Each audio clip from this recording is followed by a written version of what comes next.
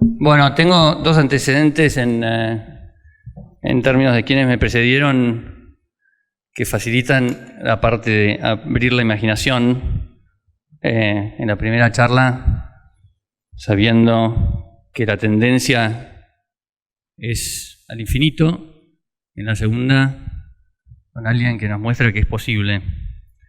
Y a mí me toca embarrarla mal, que es mostrar en dónde estamos nosotros y intentar resolver qué es lo que podemos hacer distinto. Déjenme organizarme un segundo.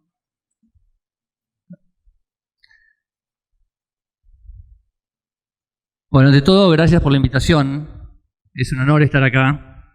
CREA es uno de los ámbitos valiosos y poco frecuentes en Argentina, donde la construcción colectiva está en la esencia de la forma de trabajo.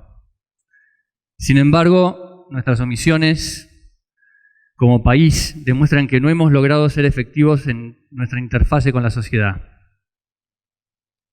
Voy a ensayar una provocación alrededor de la oportunidad que vivimos, tocando algunos de los temas que vieron, pero tratando de bajarlos a lo que nos involucra, en cómo explorar las evidencias exitosas de construcción de bienestar inclusivo y en una invitación a la acción para intentar buscar el progreso, que es lo que en alguna forma, como argentinos, nos es esquivo. Pasé parte de mis años de chico en el sur de Santa Fe, un poco entre Santa Isabel y Las Rosas. A los 17 años partí a Canadá becado y desde entonces tuve una pata en el Río de la Plata y otra en el mundo. Han sido algunos de los años más vibrantes del mundo, donde más vidas han encontrado oportunidades nuevas. Tuve la suerte de estar cerca de todo esto. Sociedades que en 15 años han pasado del hambre a la mejor educación, como Corea, como China, pero también India, y aquellas que como Nueva Zelanda y Australia siguieron su camino con un replanteo permanente. Durante casi 15 años viví una semana en un continente distinto en cada continente y una vez al mes caía en Argentina, en la región, para replantearme un poco la divergencia entre un mundo y el otro. Hay algunas constantes entre los países picantes. Sus paradigmas son el mundo como oportunidad, el trabajo como movilidad, la iniciativa individual como más eficaz y la existencia viva de un espacio público-privado. Pero por sobre todo, que lo público es de todos, mientras que para nosotros a menudo es de nadie.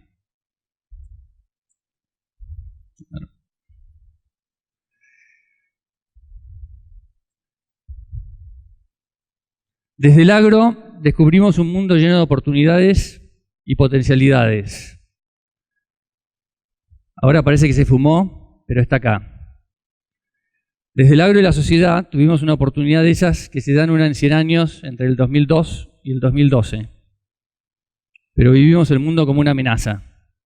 No supimos construir un paradigma común de desarrollo humano.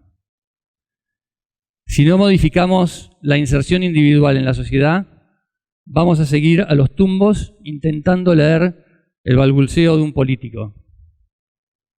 Las evidencias como la de Nueva Zelanda nos marcan el camino de que siempre se puede con educación, con civilidad y con dedicación.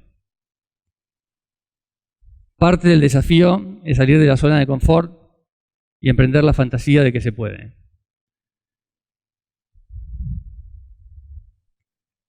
Me agarro de una frase de Mario Bunge, que vimos, o algunos vieron en Viva, de Clarín, en la revista hace un par de semanas, que dice que la plena vida o la vida plena se construye haciendo lo que a uno le gusta y ayudando a otros a vivir y servir mejor. Y Bunge trata y dibuja este desafío juntando dos triángulos. Uno donde marca las necesidades básicas necesarias para el hombre para progresar, que son la educación, la salud y el trabajo. Y otro plano, el de la igualdad, la solidaridad y la libertad, como vivencias y expresión de las aspiraciones individuales que habilitan la creación y al fin el desarrollo, más allá del progreso.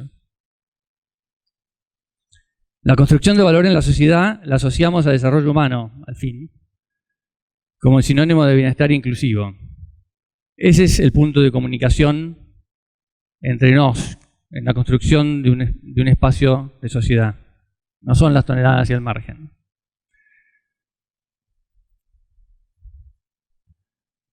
El valor del agro será tal si la sociedad lo percibe valioso y si a la par ese agro despliega los valores, que los vimos antes, más amplios que todos pretendemos. No nos salvamos con el baje en las retenciones porque si no se pincha la producción. Eso es una especie de caramelo pasajero. Necesitamos desplegar un rol personal de inserción en la comunidad, de identificación en el conjunto, de diálogo con la diversidad, con foco en la propuesta y en la acción.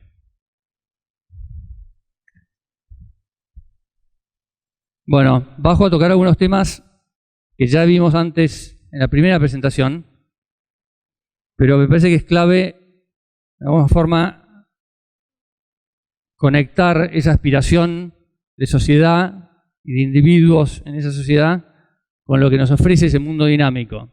Yo siento en alguna medida que nosotros estamos mirando ese mundo pasajero y aislados y pensando que alguien nos está castigando. Pero ensayemos volver a ese mundo que existe y pensar que más allá de la coyuntura hay tendencias muy claras. Un tema que me parece crucial es saber que las tendencias no son probables, son ciertas. Es una ola que ya se formó, que sigue su ritmo. Pero ¿por qué tenemos que descubrirlo juntos y de alguna forma armonizarlo? Y me parece que es un punto de trabajo esencial. Tenemos que coincidir en la visión de hacia dónde vamos. ¿Para qué? Para descubrir juntos la oportunidad. ¿Qué es el mundo? ¿Qué hace la educación? ¿Por qué hay una fórmula donde gente en un país determinado se educa, funciona y tiene, no sé, en Shanghái o en Seúl, la mejor educación del mundo en todos los aspectos que se la midan? Tenemos que pensar que esa educación es posible para saber que la creación de soluciones es de abajo hacia arriba, que eso implica inclusión, que eso implica movilidad en la sociedad. Esa movilidad y esa inclusión hace que la sociedad sea una sola, que haya identidad.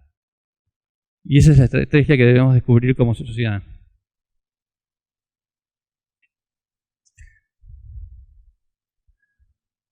Bueno, algunas básicas que ya hemos repetido y que conocemos.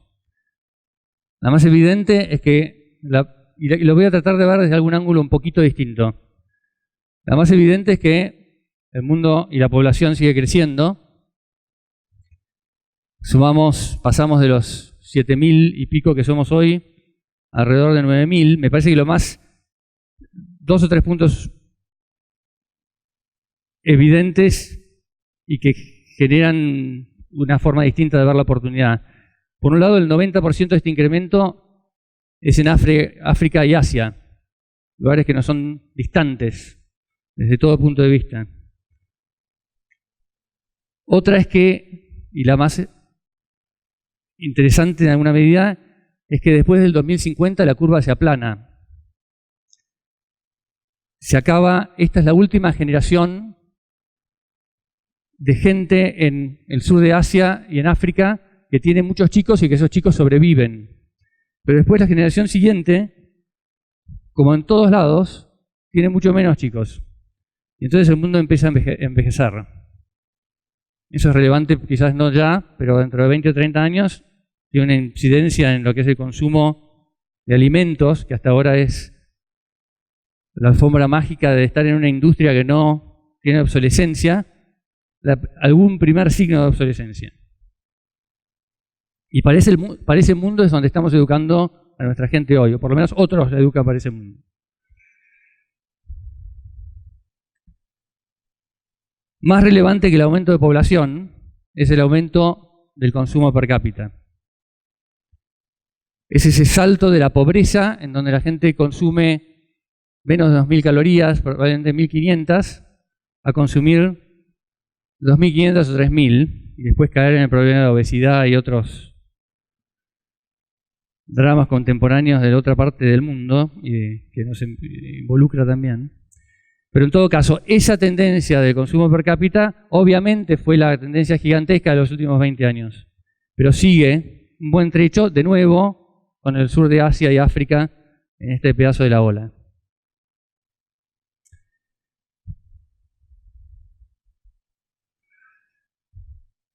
Ahora, dijimos, más población, más consumo per cápita.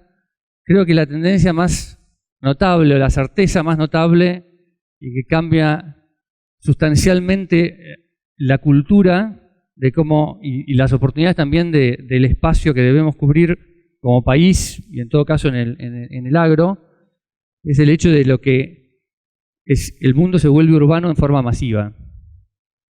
Estallan las ciudades en estos 15 años, 20 años. En el 80 había 1.800 millones de personas en ciudades. Hoy hay 3.500. En los próximos 30 años sumamos 3.000 millones de personas a las ciudades. Cualquier cosa, cuando nosotros nos educamos, los hitos grandes de ciudades, no sé, Tokio, San Pablo, Buenos Aires, etcétera, todos nos sentíamos orgullosos de tener una ciudad muy grande. Bueno, lo que ocurre en esta próxima etapa es ciudades, transporte, energía, el medio ambiente, agua, residuos, recreación, formas de llegar con la comida en forma dramáticamente distinta de lo que hemos hecho hasta ahora.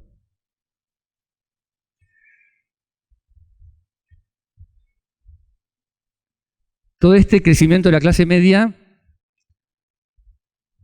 es obviamente una oportunidad gigantesca. Ahora, aquí bien, ¿qué pasa? El peso relativo de Latinoamérica casi desaparece. Lo vimos en el plano de Hayden, cuando hablaba del comercio neozelandés y hacia dónde iba el programa de los próximos años. En 1995, para que tengan una idea, teníamos más clase media que el resto del mundo combinado. Cuando un europeo o un americano quería vender lo que no podía vender dentro de Estados Unidos o Europa, venía de Latinoamérica. Si hoy uno produce una camisa, no sé, Lacoste, no viene de Latinoamérica. Dentro de 20 años no viene nadie. ¿Por qué? Porque pasamos de ser la mitad de la clase media del mundo a ser menos de un décimo de esa clase media dentro de 15 años. No estoy hablando de 2050 como siempre, sino del 2030, ¿no? También es cierto que Europa y Estados Unidos también pasan de ser el 55% de la clase media con poder adquisitivo a ser el 20%. Ese es el cambio del eje del mundo. Gran progreso, pero persisten los problemas. Todavía hay 800 millones de personas que sufren malnutrición. Se avanzó mucho porque, a pesar del mundo malo que vemos afuera, la realidad es que el mundo creció como nunca, lo vimos antes, y la malnutrición cayó del 20% de la población al 10% de la población. Desde el 90 hasta ahora. De todas maneras, lo que es un tema interesante es que el foco en Asia, además de crecer, se logró mover 230 millones de personas. No son el lugar donde se produce más alimento, lo sabemos, somos nosotros. No son el lugar donde tenía la clase media inspirada y educada, sino que la tuvieron que adquirir en esos años. Adquirieron la clase media con aspiraciones y educada y sacaron a la gente de la malnutrición, aún a pesar de tener un estrés alimentario mayor que Latinoamérica tenía entonces.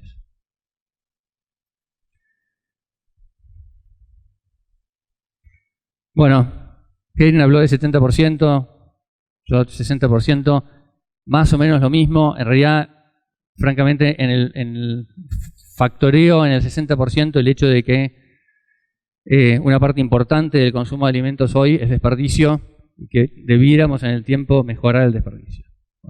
Ser menos desordenados en todo el manejo.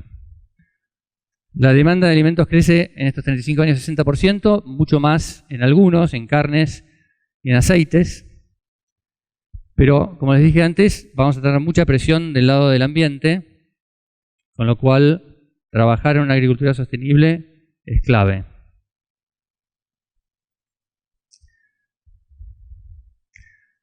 ¿Quiénes demandarán los alimentos?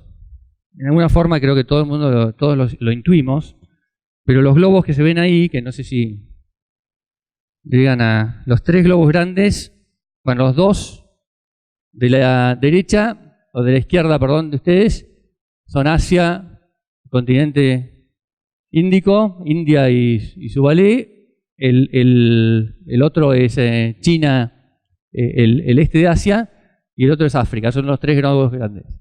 Después Latinoamérica y Medio Oriente y el norte de África. Como ven, el mundo desarrollado no agrega, esto es cuánto alimento marginal, dónde se consume el alimento marginal. Bueno, todo en Asia y África como motores de la demanda. De nuevo, menciono el tema del peso relativo de Latinoamérica, primero por el esfuerzo que significa, segundo porque la oportunidad de tener algo de peso es ahora y no después, y tiene mucha incidencia en los acuerdos comerciales. Si queremos vender, es porque el otro le interesa vendernos a nosotros. Y si cada vez somos más chiquitos, cada vez menos interés en eso. Bueno, el mundo puede alimentar 9 billones, parte de la aspiración y del progreso y ese mundo con enorme imaginación. Me parece que acá surge un tema que siempre nos enamora, que es que somos eficientes, que nos encanta la tecnología, que nos va a solucionar, y ahí vemos de la tranquera para adentro. Para producir estos 9 billones, o alimentar estos 9 billones de personas, como saben, poco del incremento viene de más tierra y la gran parte viene de más rinde. Pero para acompañar eso, una inversión equivalente a la que corresponde meter en producción, corresponde meterla en infraestructura.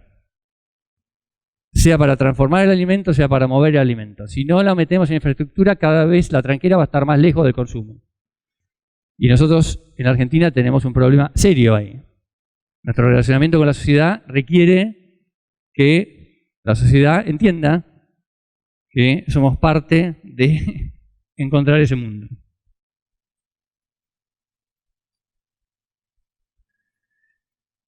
Bueno, hasta ahora un poco el contexto, la ola. Repasemos dónde estamos. Mucha oportunidad, pero hoy el mercado dice otra cosa.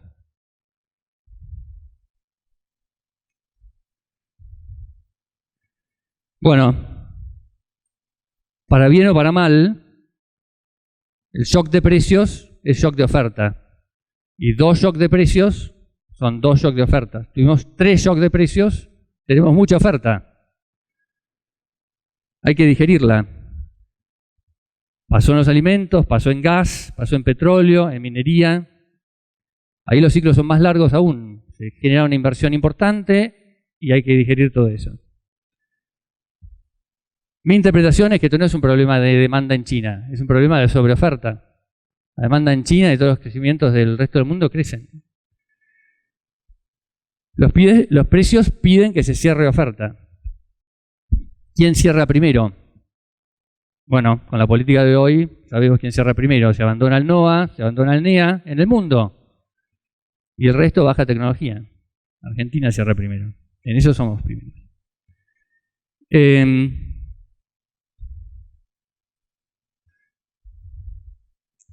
Desde la macro es crítico ver cómo el mundo de los 80, 2/3 del crecimiento venían de Estados Unidos y de Europa. Cuando vemos desde el 2000 qué pasa, el 80% viene del mundo emergente. Una parte importante de China, pero otra parte tanto más importante del resto. Es tan importante eso como ver la macro, como prestarle atención al ciclo de precios.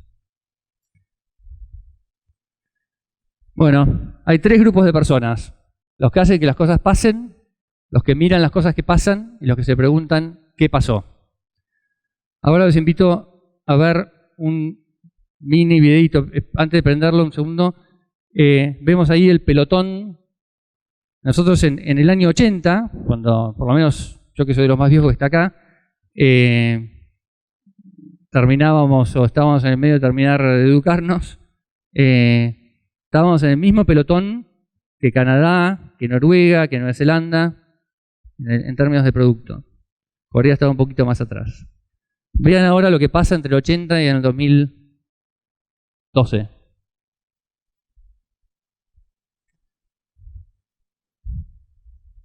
A ver.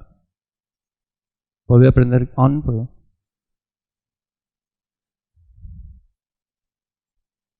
Entonces,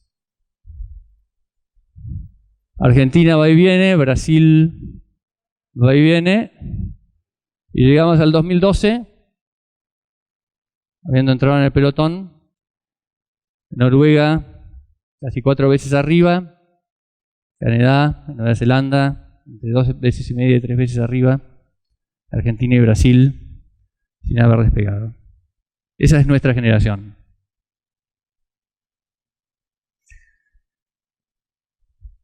Tomé el indicador un poco de crecimiento que me parece importante. Vamos a las PISA, que es la educación. El crecimiento es lo que pasó en los últimos 15 años. Las PISA son lo que va a pasar los próximos 15 años. Pongo solamente los países de Latinoamérica para por lo menos ponernos en el contexto, ser un poquito más humildes y acercarnos a lo local. Si tomamos el mundo, Latinoamérica, PISA se queda atrás. Asia lo pasa rápido. Es mucho peor que eso que vimos recién. Pero lo local... Nosotros en la Argentina dedicamos más recursos a la educación. Primero, la educación se sabe cómo se educa. No es que crear o inventar nada. Desde el 2000 hasta hoy gastamos 50% más del producto en educación. Sin embargo, gestión nos muestra que quedamos planos. Antes estábamos al tope del pelotón, y ahora quedamos en el medio del pelotón. Perú, por ejemplo, que gastó lo mismo, digamos, no subió su crecimiento de educación en relación al producto, bueno, se acercó dramáticamente al pelotón. Es más una cuestión de gestión que de tirarle recursos a ciegas.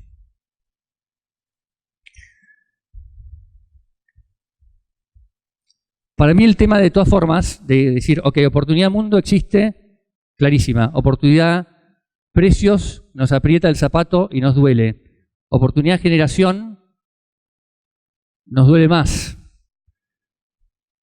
Pero la oportunidad es que tenemos que, si tuviéramos un mundo perfecto, de precios que siguen, de educación que está en las manos, ni nos preocuparíamos hoy por cambiar nuestra conexión con la sociedad.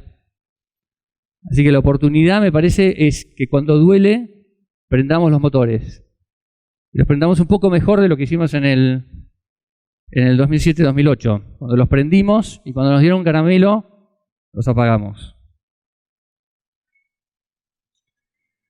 Bueno, nuestro desafío es construir un puente para tomar las evidencias y las oportunidades y entrar en acción.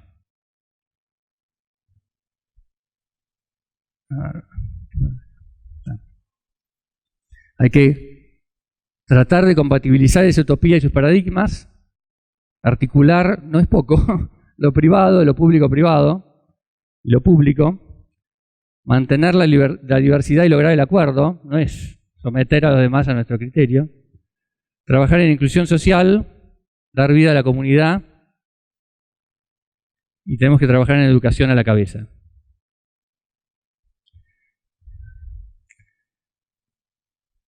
No desde la política partidaria, pero de la política abarcativa, como agro, creo que tenemos que tener y ensayar respuestas no solo a los aranceles y a canales de aduana que nos liberan el mercado, sino a todos los temas que tienen que ver con alimentos, porque todos nos involucran.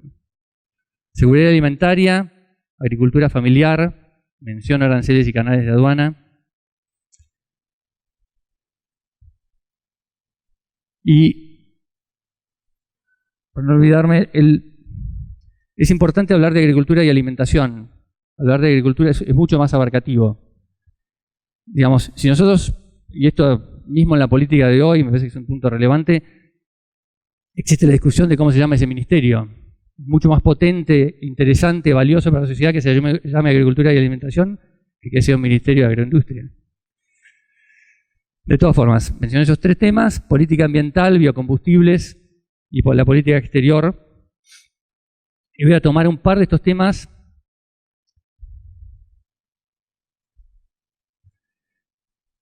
empezando por uno que es relativamente lejano, incómodo, por más que ahora lo hemos tratado bastante mejor gracias a la iniciativa de la Universidad Austral de Rosario en términos de la comparación de qué se está haciendo en los programas alimentarios.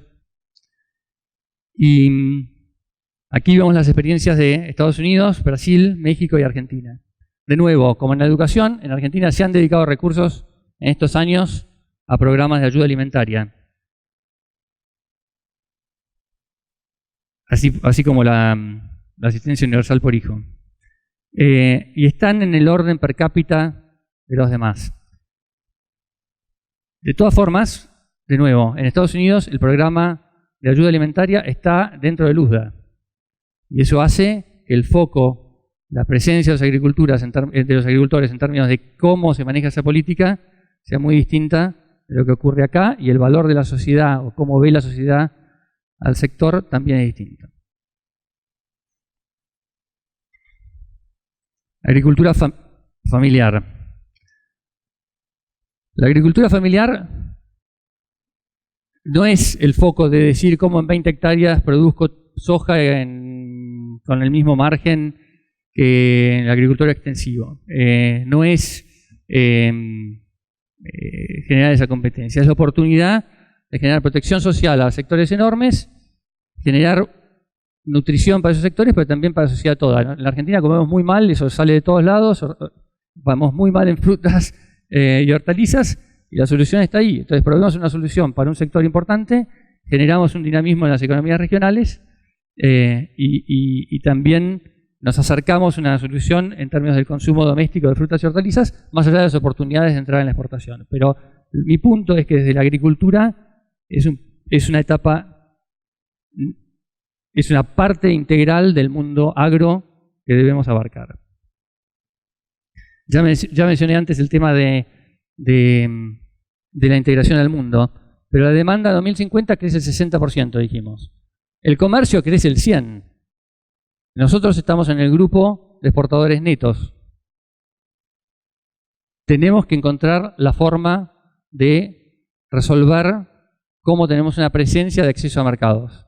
Las rondas comerciales en el agro son de las más difíciles de llevar adelante por el tema de seguridad alimentaria controvertido y el hecho que los distintos actores protegen sus propios mercados. Bueno, reflexión a la acción.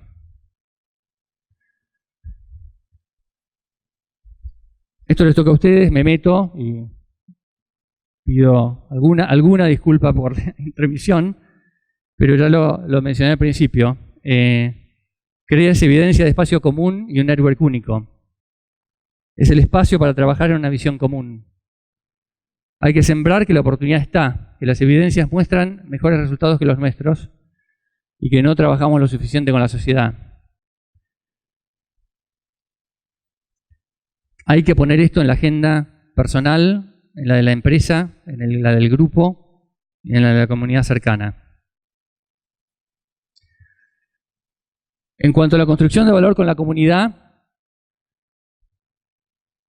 hay varios ejemplos en el rol individual de espacios de trabajo. Voy a mencionar tres muy rápido porque me están castigando maltratando con el tiempo. Acá. GPS se llama Grupo de Productores del Sur, es una asociación que nació hace 2 años, donde todas las instituciones privadas de Argentina, Brasil, Paraguay y Uruguay empezaron a trabajar juntas.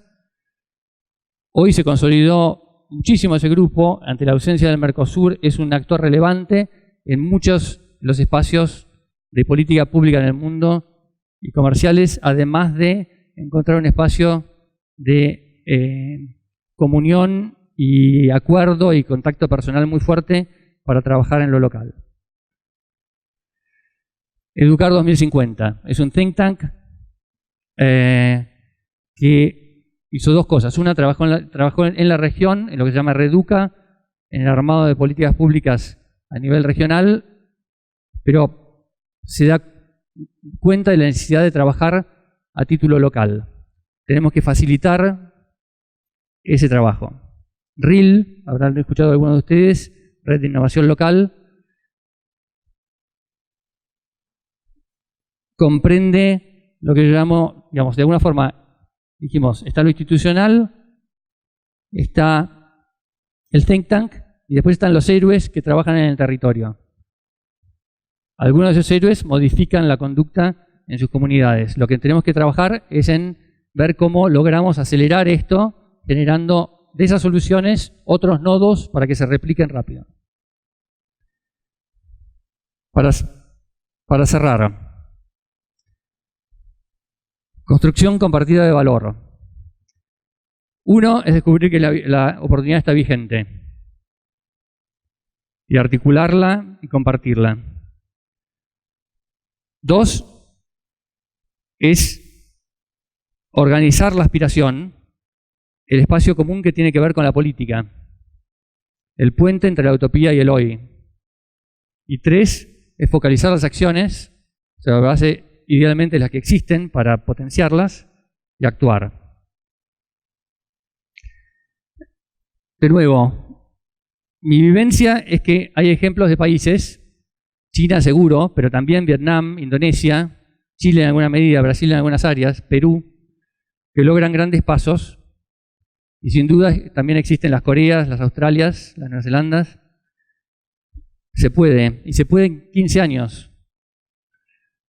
Hay que trabajar todos los paradigmas, democracia de abajo hacia arriba, ver el mundo como oportunidad, trabajar en la inclusión y la movilidad, en el conocimiento y la vanguardia.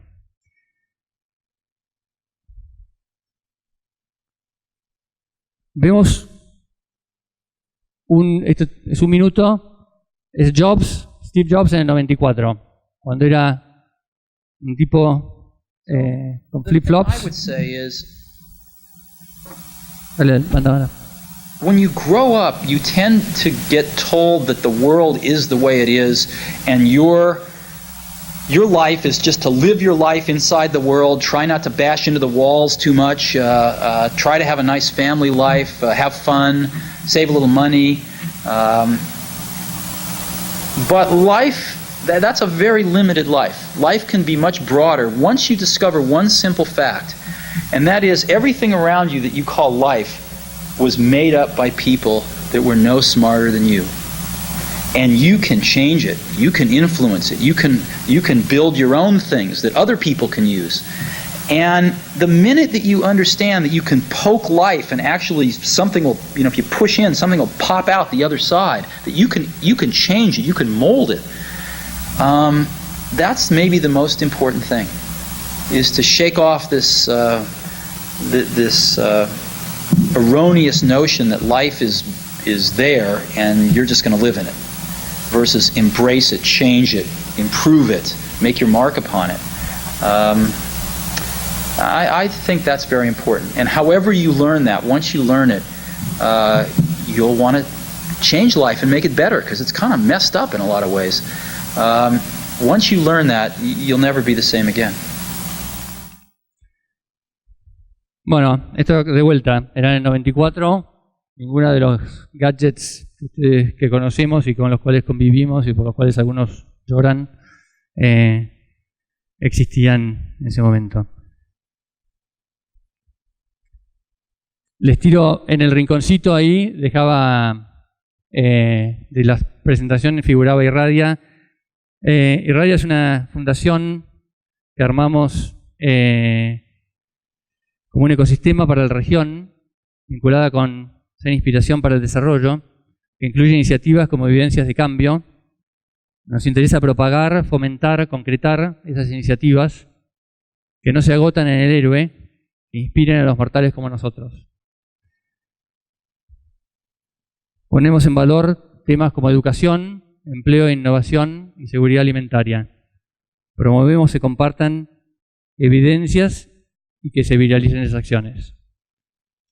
Lo pongo solo como un ejemplo de algún granito para trabajar similar a todos los demás, sin ningún afán de competir, ya que todas las iniciativas son necesarias. Bueno, con eso termino. Muchas gracias.